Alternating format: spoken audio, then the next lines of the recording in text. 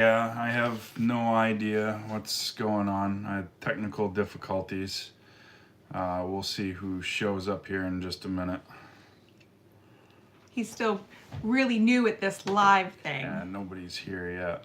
I'll figure it out in a second here. Hopefully.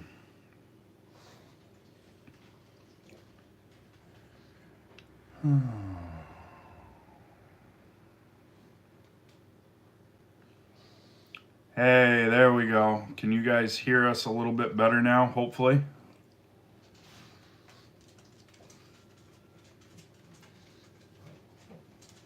Okay, good. It was like echoing back through the phone onto her phone, and it was a mess.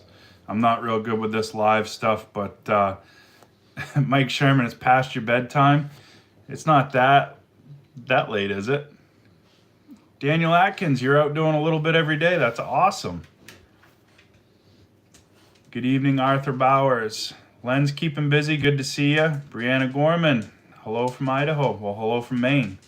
So we've got the boss with us here today. Hi. And I wanted to do a live just to kind of touch base with everybody and let everybody know what our plans are going to be for this upcoming next few days. This boss is going to have to take care of things here while I'm gone. He's abandoning me on a very busy hockey weekend. Richard, our youngest son, plays 10U hockey, just the house league, but this weekend we have away games in Augusta on Saturday, which is about an hour south of us, and then Holton on Sunday, and that's about an hour and a half north of us. And we have a UMaine hockey game that you're going to miss. So I guess I'll just have to go by myself. Well, I think I got some games that I'm going to go play too, though. Yeah, how so? Well, there's some stuff in the works, so I'm going to be doing some interesting things. We're going to be stopping and seeing a bunch of different people. First stop is going to be Allwood to go pick up the new Musclewood. And then we've got a bunch of other stuff to do as well. So we're going to, yeah, Richard does have a wicked flow, 902. You're absolutely correct. He's very proud of that flow. And then we're going to make some stops. There's been some really interesting stuff from Allwood that's come out the last couple of days, and I kind of teased a little bit of that on social media and shared a video on YouTube last night, and it's gathered a lot of attention for sure. So we're gonna try to get some more information on all of that and see what's going on. Good evening to you, Kenny. Open Air Adventures. Good to see you, buddy. So yeah, we're gonna keep plugging away and do what we can do, but the video schedule may be a little bit messed up just a little bit. I've got about a 15.5 hour drive to get out to Michigan, and they're calling for lake effect snows on one of the routes, so it's gonna be interesting. I'm gonna try to keep all the wheels on the truck this time. Please. And we'll see what we can do. Want to be safe. Absolutely, I'm always safe. Yeah, I know. It happens. Have you told him the story of the day that happened? Well, all right. So I haven't officially told the story of how it happened. I've gave the short abridged version, but this pinky right here, I was splitting wood for the roadside racks with our neighbor's 14-year-old son. He was helping me stack, and I had a round that I put into the splitter, and it had ice on both ends of it. When it came under pressure, it snapped up at my face, so I put my hand to block it, and when I did, it slapped my hand off the wedge, so I instantly grabbed my hand, and I came running inside to see my wife, who was a nurse, and I needed to play doctor, and I told her, I said, I don't really dare to look to see what I did, but here, you look, and I opened my hand. This is what he did. I was doing laundry, and he comes into the mudroom, and he's holding his hand like this in a glove, and he goes, I cut my finger off, and I'm like, shut up, no you didn't.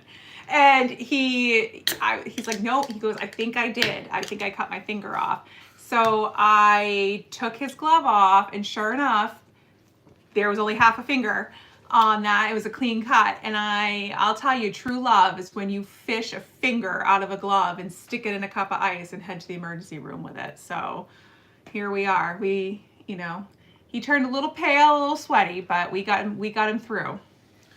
No, I don't think WD-30 is on the route for the trip this time, Heath, but maybe next time. And I've been talking to Will back and forth. I think Will might have some interesting things in the works for later on, possibly. But we'll see. It's all to be determined, I guess. Gringo Pines, good to see you in here tonight as well. Living the dream. Yes, the better half is here tonight.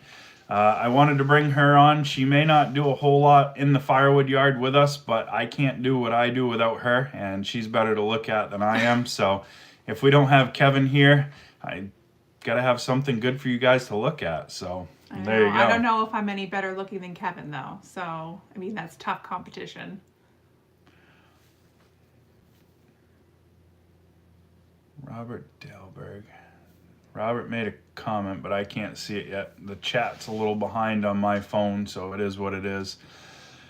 So let's talk splitters just for a little bit here and kind of go over the Allwood designed wedge. Let you keep firewood in your living room. Jack, it was her idea for these racks. She encouraged my bad behavior. I know.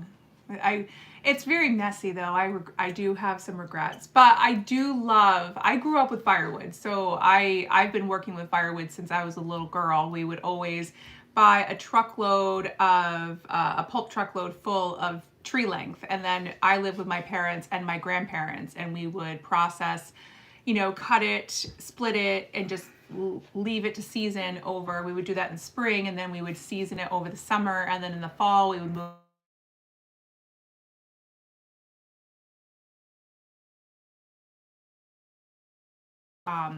bring it into the house. So that was firewood. What's the saying? It warms you 3 times.